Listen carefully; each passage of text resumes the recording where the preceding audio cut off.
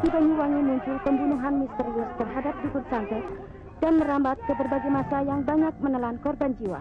Operasi aksi pembantaian sekelompok ninja dan berupa teror pada tokoh masyarakat tersebut selalu meninggalkan tanda bacokan silang di tubuh korban atau tanda cat merah di tempat kejadian yang merupakan hal yang sama terjadi di Banyuwangi.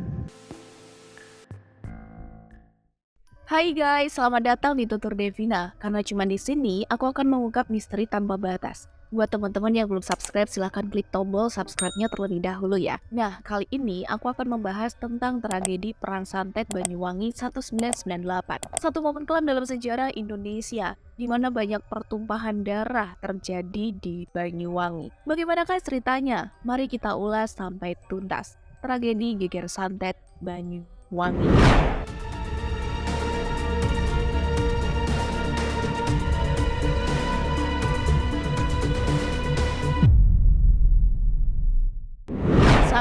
Santet adalah salah satu praktek yang berhubungan dengan hal-hal magis. Biasanya konotasinya selalu ke arah yang negatif, yang merugikan. Nih contohnya, semisalnya mencelakakan orang atau membuat seseorang itu jatuh cinta, atau bisa saja menjatuhkan usaha orang lain. Bagi masyarakat Banyuwangi kala itu, santet adalah sesuatu hal yang lumrah yang ada di tengah-tengah masyarakat. Pembantaian Banyuwangi 1998 adalah peristiwa pembantaian terhadap orang yang diduga melakukan praktik ilmu hitam yang terjadi di Banyuwangi, Jawa Timur. Kejadian ini bermula di bulan Februari 1998. Ketika itu entah dari mana asal mulanya, tiba-tiba saja muncul suatu gerakan yang dibentuk oleh sejumlah penduduk untuk menyisir terduga pelaku santet alias dukun, yang kemudian mereka akan dibantai. Kejadian ini dikenal sebagai Geger Santet yang pertama.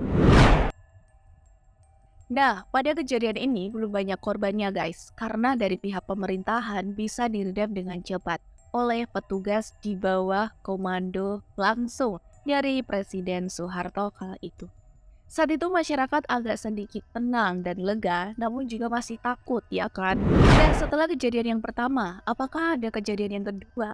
Nah, untuk menghindari kejadian serupa, Bupati Banyuwangi, Purnomo Sidik memiliki inisiatif yang kemudian memerintahkan semua camat di daerah itu untuk mendata orang-orang yang mampu atau memiliki kekuatan magis. Lah, tujuannya untuk apa dong? Nah, tujuannya supaya ketika konflik serupa terjadi lagi, nah orang-orang ini yang ada di data tersebut bisa diselamatkan terlebih dahulu dan dievakuasi. Sehingga tidak kecolongan lah ya istilahnya. Karena tujuannya dinilai baik oleh masyarakat dan menjanjikan keamanan, maka banyak para dukun yang mendata dirinya sendiri. Mereka pun mencantumkan nama dan alamat rumah mereka kepada petugas yang mendata. Dan kemudian data tersebut diserahkan kepada sang bupati. Namun sayang seribu sayang, data yang awalnya dijamin kerahasiaannya ini malah jatuh di tangan orang yang tidak bertanggung jawab. Data ini bocor melalui radiogram dan entah siapa yang membocorkannya. Data tersebut kini berubah menjadi list calon target pembantaian selanjutnya.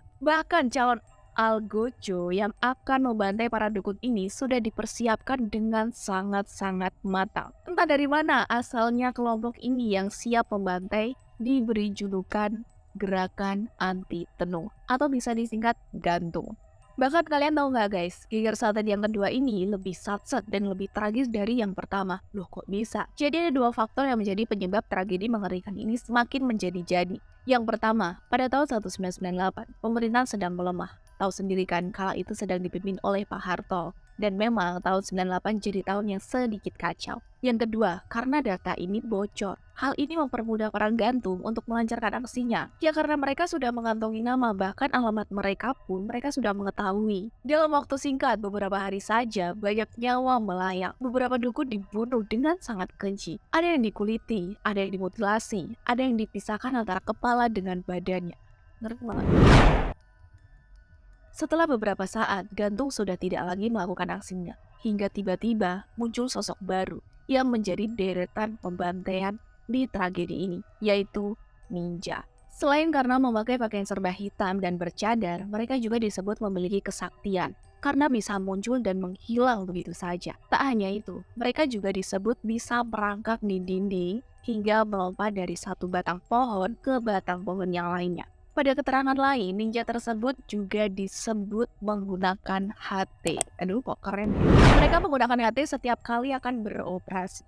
mereka kerap beraksi pada malam hari. Di tempat sasaran yang mereka tuju, lampu akan mendadak mati. Setelah itu ninja masuk dan menjalankan aksinya. Pada hitungan menit saja, korban yang menjadi target ditemukan tewas bersimbah darah dengan berbagai luka. Kondisi korban saat itu ada yang terpotong-potong, patah tulang, atau pecah kepalanya. Dan kalian tahu guys, siapa yang menjadi target ninja ini? Yaitu adalah beberapa tokoh agama, guru ngaji, muazin masjid, bahkan kiai pun ikut jadi korban. Nah, karena hal ini banyak santri yang was-was, bahkan mereka membekali diri dengan senjata bambu kuning yang telah diberi doa. Tujuannya untuk apa? Tujuannya agar mereka siap sewaktu-waktu menghadapi ninja yang datang. Karena marahnya ninja ini, masyarakat dan pemerintah daerah menuntut pemerintah untuk mengusut kasus ini dan harus menindak tegas kasus ini sampai tuntas. Namun ada hal lain yang aneh guys. Ketika pemerintahan akan menyusut kasus ini, tiba-tiba saja di Banyuwangi banyak orang gila yang berkeliaran. Uniknya lagi, orang gila ini bisa diajak mengobrol, layaknya orang normal biasa. Namun ketika ditanyain seputar peristiwa ninja atau geger santet,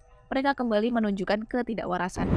So, menurut kalian gimana guys? Apakah ini merupakan akal-akalan dari pemerintahan?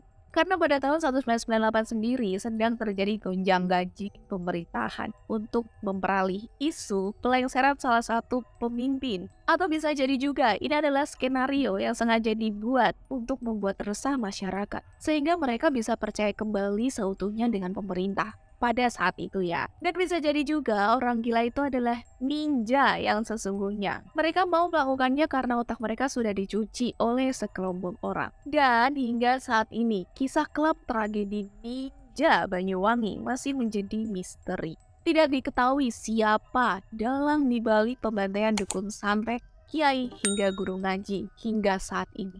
Menurut kalian gimana guys? Yuk tulis di kolom komentar.